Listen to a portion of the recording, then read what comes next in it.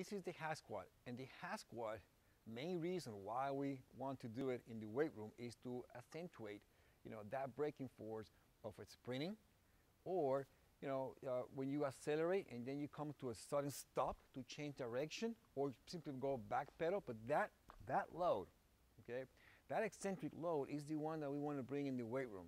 Again, going back to sprinting, when you sprint, there is a phase where your foot is about to, it's going to come in contact with the ground.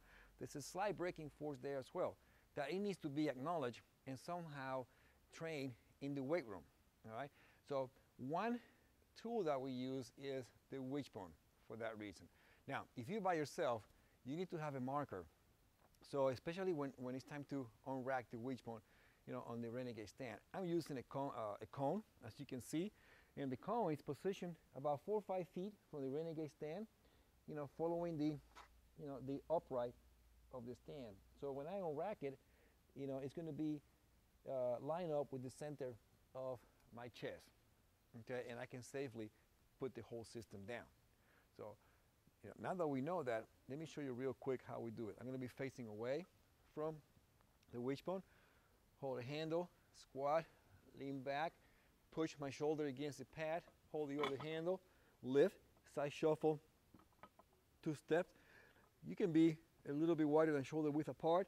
Your feet flare out, anywhere from 15, 20 degrees, okay?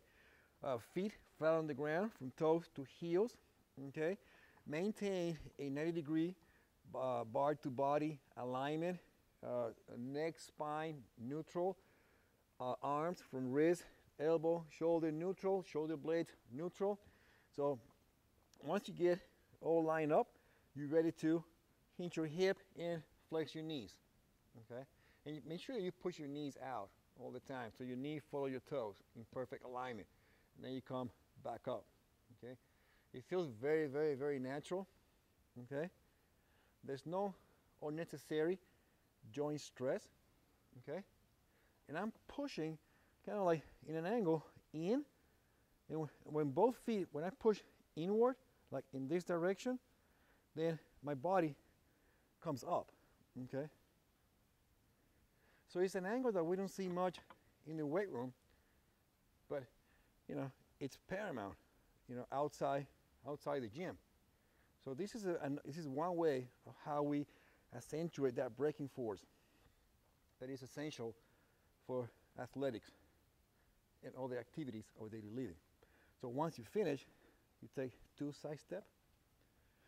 And again, this is the important part. I get in a wide stance, line up my mid chest to the cone, and safely squat, bring it down, and I can get out of the WishBone safely. And that is the hack squat with the WishBone.